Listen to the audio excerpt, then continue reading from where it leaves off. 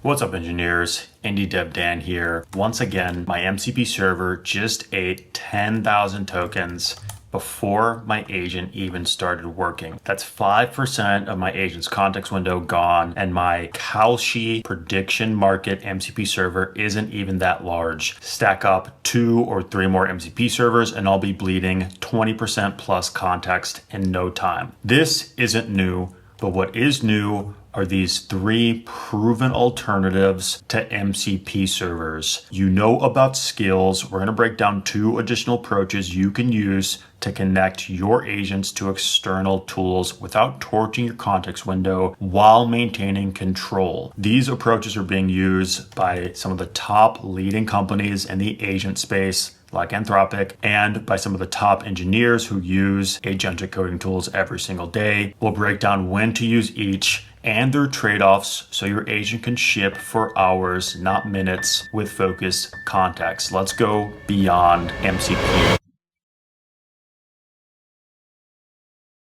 So the first version of this is, of course, the classic MCP server. The great part about this is that your MCP server manages everything when it comes to the connection to your external data source. So here we have a haiku model. We don't need Sonnet. It's going to be overkill for this specific problem. What does this MCP server do? This is a Kalshi prediction markets MCP server. This gives us agentic access to the Kalshi prediction markets betting platform. If we type MCP, you can see we have that Kalshi server connected. Let's go ahead and search some prediction markets. We'll type Kalshi search markets. OpenAI achieves AGI. So this is one market that we can access, and you can see our agent diving into the information with the search markets tool. And we can of course open up that market right here and we can see this. When will OpenAI achieve AGI? You can see here, probabilities are very, very low before 2030 mark. There's a lot of information missing from this UI. We can of course have our agent tap into that for us, right? One of the key value propositions of agents is that they can manipulate and CRUD information on your behalf faster than ever. So here's a great breakdown, right? Get recent trades and get the order book for this market. I want to understand this data at a deeper level. Haiku is doing a great job moving at light speed for us, breaking down the markets here. Here's the order book, all the shares, total volume on each side, recent trades placed. Fantastic. These agents are really powerful at understanding information. So we can say something like this: summarize bets and market sentiment in a concise table. I just want to showcase what this MCP server can do. This is a read-only Kalshi marketplace MCP server, clean sentiment analysis, bearish by 2029. And then we still only have a 43% chance. So the market is telling us with their dollars that by 2029, we expect only a 43% chance that OpenAI achieves whatever AGI is. The devil's always in the details here, right? OpenAI has to announce that they've achieved AGI. Who knows what AGI is? No one knows anymore. But this is the power of this MCP server, right? So we can understand the markets at light speed. And here we're doing it with a classic MCP server. You know exactly how this works. It's a great tool. It's a great resource for connecting your agent to services. But the big problem here is, of course, /context right away. 10K tokens torched for my small, relatively well-built MCP server. So let's move beyond MCP server with 3 new approaches where we can get some of the value without torching our agent's most important resource. And these approaches trade off complexity for control. The theme, though, is the same. Use raw code as tools.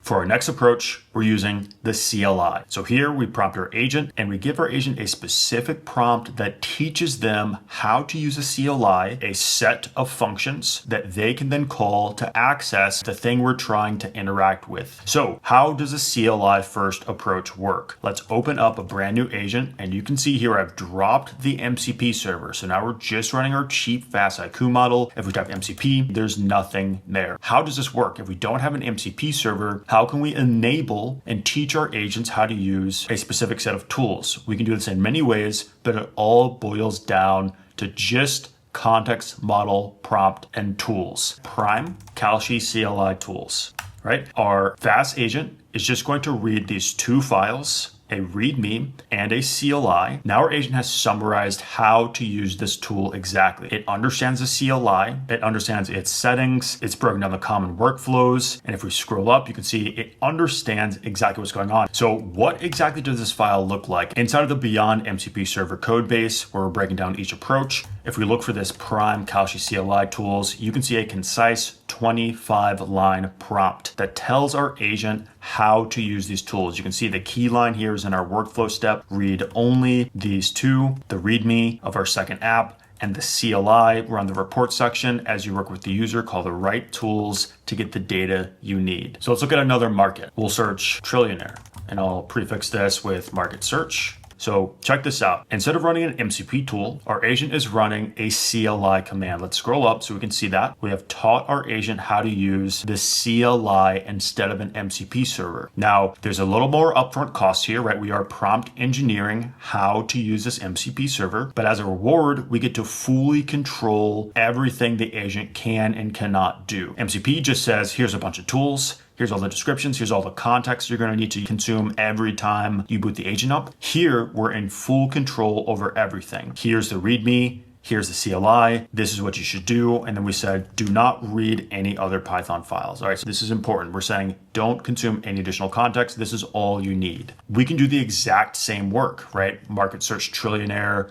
We're pulling up some of the trillionaire Kalshi marketplaces, right? Who's going to be the first trillionaire? And then we have the Elon Musk trillionaire market. We're betting on when he'll be a trillionaire. Great summary here. Highest conviction, Musk by 2030. We have the most liquid, most traded. Of course, we can pull up these markets here and see them at a glance. Betting on Elon is pretty high here. We have this market, and then we also have who else, will be the first trillionaire. You can see a lot of sentiment around Elon, but not so much anyone else, right? So very interesting stuff there. We can push this further. Summarize bets and market sentiment. This is something that I keep prompting. I need to turn this into a reusable prompt. Sentiment for Elon and first trillionaire markets. So our agent is going to do the, exactly what you would expect to kind of pull this information together. And then we can set up one more prompt. Quick, simple summary. These markets are giving us information. This is a really interesting thing about these betting markets, these emerging Polymarket, Kalshi. You can use this in two ways, right? As Vitalik said, the creator of Ethereum,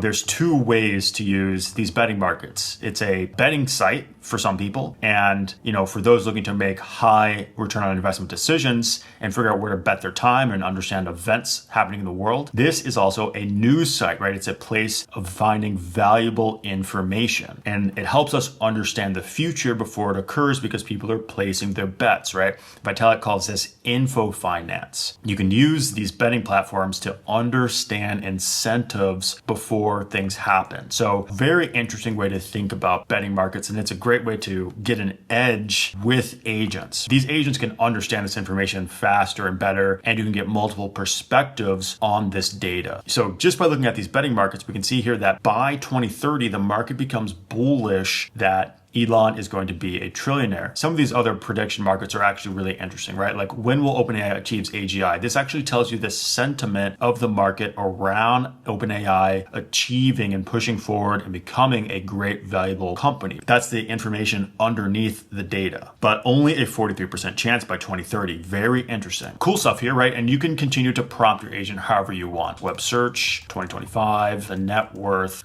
Jensen, Elon, and Sam. What market cap would their companies need to make them trillionaire?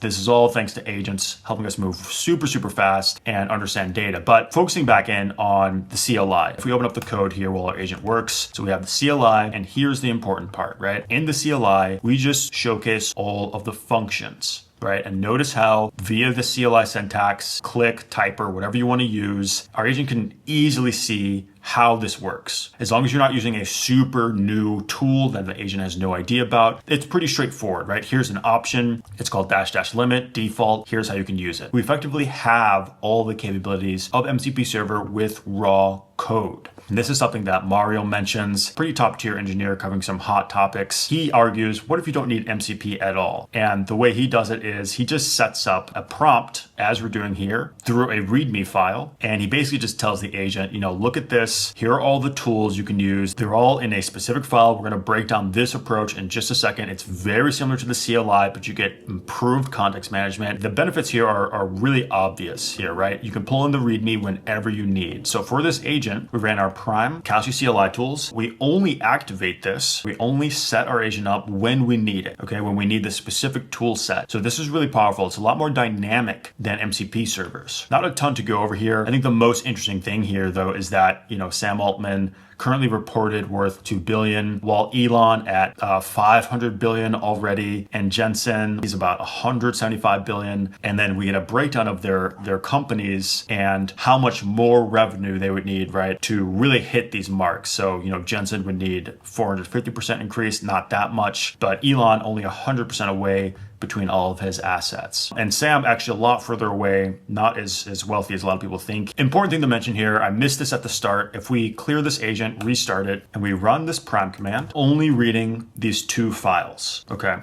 We're going to conserve our context window. If we hit /context, you'll see here our tokens are down from that 10% down to just 5.6%. All right, so we've saved roughly 4% context window with our CLI approach. Very powerful, but we can push this further. Let me show you the script-based approach. So scripts look a lot like skills. In particular here, we have that same setup where you prompt your agent with a specific prompt, right? A prime prompt. You're preparing your agent for something, just like you would set yourself up for a great day in the morning. So you're priming about specific files, but the trick here is that you want to use progressive disclosure.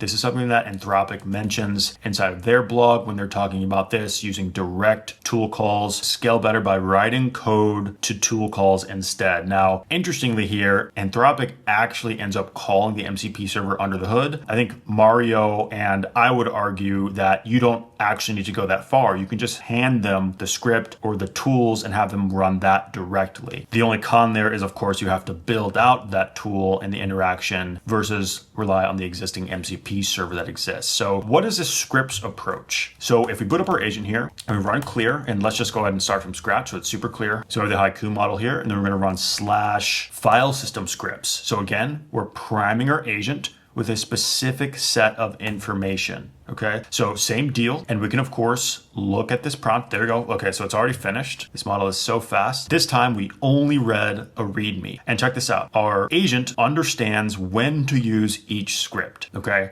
so this isn't preloaded in the context. It just understands at a high level when to use each script. We effectively have a condition mapped to files. This is a powerful agentic data structure that you can use to activate or ignore context. Okay, so check this out. This is crazy. /context, less than 1%, just under 2K context. Here's the key part. I will not read scripts themselves unless --help doesn't provide information needed. We're prompt engineering this outcome. A lot of engineers are super obsessed with context engineering. Everyone's jumping on the context train. Even before context comes prompt engineering. This is still a critical skill. In fact, it is the critical skill for engineers in 2025 and beyond. The prompt shows up before the context gets in your context window. We have just prompt engineered out 10,000 tokens that don't show up via a default MCP server or even our CLI script, right? Our CLI script got it down by, say, 50-60%, but our script-based approach is taking it all the way down to, let's say, 10% of the original. All right, so how does this work? We have, again, another great prompt with a typical structure that we use on the channel all the time. Make sure you subscribe so you don't miss out. We're breaking our prompt down piece by piece. Every section has a specific purpose, and there are some other sections here we just didn't need, so we didn't add them. Here's the important part. Do not read the scripts themselves. Then we have --help, where we explain that as you work through each script, you use --help to understand how to use it. Now, here's the cool part, right? If we look in this directory, so this is our apps3 file system, every single script is, of course, a self-contained script. If we open up the README, you can see exactly why we had our agent read this file. These are file system scripts, right? Isolated single file scripts that you can use on their own or together, right? And we have conditions on each, when to use each file, and that's it, right? A 58 line README file. We could have put this in the prompt, but having it here in the README is fine as well. And now we can just prompt as usual, all right? So business as usual. Let's go ahead and have our agent actually do some work for us. Let's look at another prediction market on Kalshi. Let's run something like this. Kalshi market search. I want to understand the government shutdown. Okay, what's going on around the government shutdown? How long will this last? So check this out, right? UV run app 3 file system scripts search --JSON. There's the search. There's the result. This is effectively the same thing as the MCP server, as the CLI server. And that's the big kicker here, right? All these approaches help you solve the same problem. Give your agent access to tools. The question is how you do that and what does it cost? In the script-based approach, we have dedicated single file scripts, right? If we open up our search, you can see it's self-contained. We're using Astral UV. Shout out Astral. They're the best Python dependency manager. The industry is really picking up on this finally. We've been using it for over a year now because we can do cracked stuff like this.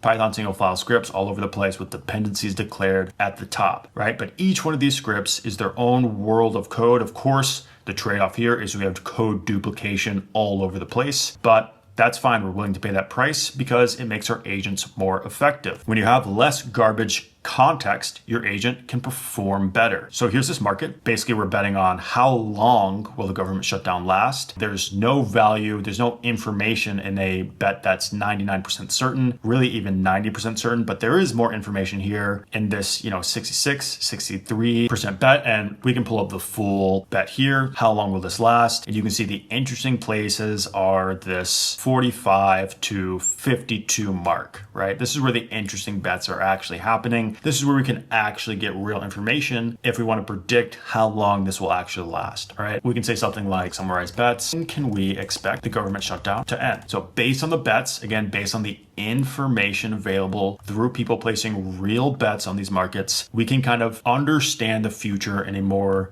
deeper way. We're pretty much guaranteed that it'll last longer than 39 days. And this is since October 1st, by the way.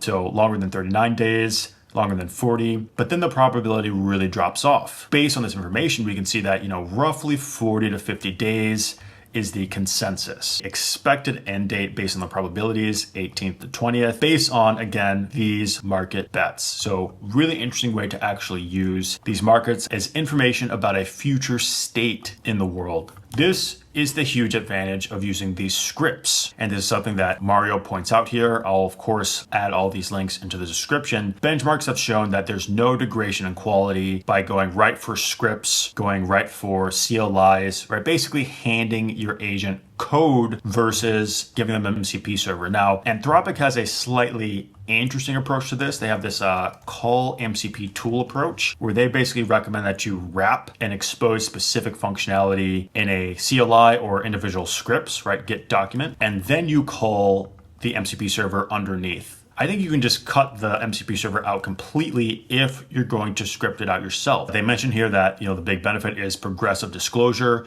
Very interestingly here, you can see we're getting that progressive disclosure by ourselves, by prompt engineering. And it's not a complex prompt, right? It really is not a complex prompt. We're saying when to use every single file, and then we're saying don't read, and here's a couple tools you can use, a couple ways you can understand every single script without blowing up your context window. I like to call this incremental context. We'll talk about the trade-offs of all this in a second. There's one more way to manage your context. It is, of course, with skills. Skills look like this. They look very similar to actually scripting things out. The big key difference between skills and scripts is how you invoke them. So with scripts, we have to have a priming prompt to kind of fire things off. And with the skill, the prime prompt is the skill.md file, right? So you still have to set up the prompt that kicks things off and that lets your agent understand the tools available. But how you do it is just a little bit different, right? And that's a key thing to mention here, right? I talk about this a lot on the channel. Don't give away your understanding of how to write great prompts, because at the end of the day, everything is just the core four: context, model, prompt, and tools, right? Every feature just builds on top of your agent's context, model, prompt, and tools, all right? So the interesting thing is where and how the tools are discovered, right? And that's what we're really focused on here. So if we close all of our approaches and if we open up apps skill, you can see all we have here is a .claude file. And so of course, we can have our agent look at that file. We can close this. So we need to cd apps for, then we boot up Haiku again, /MCP, you can see nothing there. We can of course do /context. And here's the best part about the skills. They have progressive disclosure. All our agent sees here is the definition of our skill, which is just at the top. So this is all the context being consumed right now by our agent. So we can prompt something like this: Kalshi market search, top LLM. And so this is going to kick off the skill. There it is, Kalshi markets. We're using skills and we're using the scripts inside of our skill. So if you look at the structure here, you can see same thing as our third approach, right, with the file system scripts. The only difference is that we've bundled all the scripts into the skills directory. Kalshi Markets only has skill.md, and then it has all the scripts it needs to run, right? So it's self-contained, it's isolated. This is a powerful approach to giving your agents specific tools without building an MCP server, right? These are MCP server alternatives. So you can see a very similar structure here to our scripts. Kalshi Market, instructions, there's that -- help. All of our scripts are self-contained and they're useful and informative for agents. If we just open up a random one here, you can see exactly the detail we're putting into this. The agent doesn't even need to look at the top of the file, but we have all this code self-contained in a single file script, and our skill is telling our agent when to use each. You can see here that it has searched, right? Ran a couple searches here, and now it has our top language model by the end of the year. And we have early top ranking there. And right, so we can go ahead and open this up. You can see Gemini is hugely biased here. There's a lot of information missing from this. Let's go ahead and open this bed up. Best AI end of year. Probably you're raising eyebrows already. We know generally that Gemini is not the best model. So why is this true? Again, the devil's always in the details. It's looking at a single benchmark here. It's not just looking at this benchmark, which tells a very different story. Claude models are also tied for first place, but they have this remove style control on. You really have to understand the details in these betting markets to understand what it's really about. But you can see here, there's a lot of specific settings that change the actual leaderboard. So anyway, we can see the bets here. And of course, we can have our agent summarize and market sentiment, right? Same deal. And it's kind of already done that for us here, right? You can see here, early top rankings, not a lot of volume here though. Overwhelming consensus. Everyone's saying Gemini is going to dominate this leaderboard. We have a skill-based approach to accessing and running tools through scripts. Now, to be super clear here, your skill could also be a CLI. Your skill could call right to the API endpoints. So instead of these skills here, we could have additional markdown files that just detail how to run these commands directly via bash and curl if our endpoint doesn't require a lot of security or authentication. There are many approaches you can take when you're building out your custom skills and your file system scripts, right? You can do anything under the sun, right? But that leads us to the trade-offs of each one of these approaches to giving your agents tools. Everything has trade-offs, right? It's not just that we want to go beyond MCP and that MCP is bad and you should never use MCP. That's almost never the case with engineering. Everything has trade-offs. There's no one winner takes all approach. There are options and trade-offs, all right? So for instance, who's invoking this? Is this agent invoked with MCP? Yes. CLI, scripts, no. You need to run a / command to set your agent up, and then you can prompt it, right? With skills, this just happens automatically. Context window consumption. Of course, this is the big winner here for CLI, scripts, and skills, and MCP is the big loser. Especially if you're using external MCP servers, you have no control over this. Customizability, no for MCP server, unless you own it. And then CLI, scripts, skills, of course, you have full control over this because you own the CLI, the scripts, and the skill. Portability, super low for MCP, higher for CLI, but you get even more portability out of your scripts and your skills. Why is that? It's because your skill is just a single directory. So just copy this entire directory. Your scripts have even higher portability, right? Because it's just a single file. I can literally just copy all the content in this file, paste it to you, and you can run the code. Composability is interesting. All of these are composable. The kind of key thing to mention here is that you need to build out local prompts, subagents, system prompts for CLI scripts and skills that are always going to be kind of separated from the actual core code. And this is where MCP wins, because with your MCP servers, there are a bunch of features that, frankly, engineers completely gloss over. Everyone thinks it's just for tools, which yes, tools are the most powerful piece of the MCP server. But if we hop down to the feature set here, you can see tools, resources, prompts, elicitation, completion, sampling. There's tons of features people miss in MCP server all the time, right?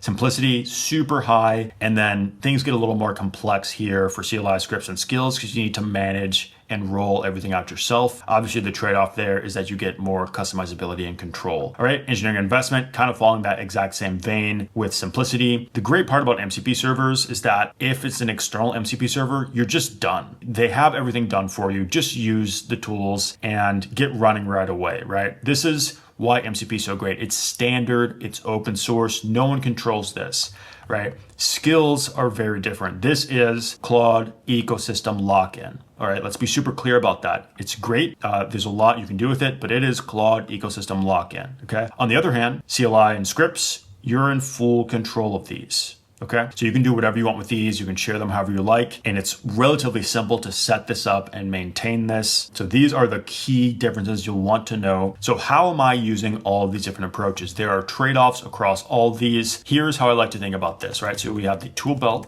access layer, MCP, you can use scripts, CLI, and you can use skills. Here's my approach. And this is what I recommend to engineers as well. If you're using external tools, 80% of the time, just use MCP servers. Don't think about it. Don't waste your time trying to reinvent the wheel. It's just simple to get started and running with this, all right? But 50% of the time or 15% of the time, you should dial in to a CLI. And you do this if you need to modify, extend, specifically control like tools, and you can control context here as well. When you're using external tools specifically, so you don't own these, the problem here by jumping down to the CLI level is that you need to either interface into the MCP server via code, or you need to build out the MCP server again as a CLI. So I don't do this often, but when I do, I go for CLI, and then 5% remaining time, I go for scripts or skills.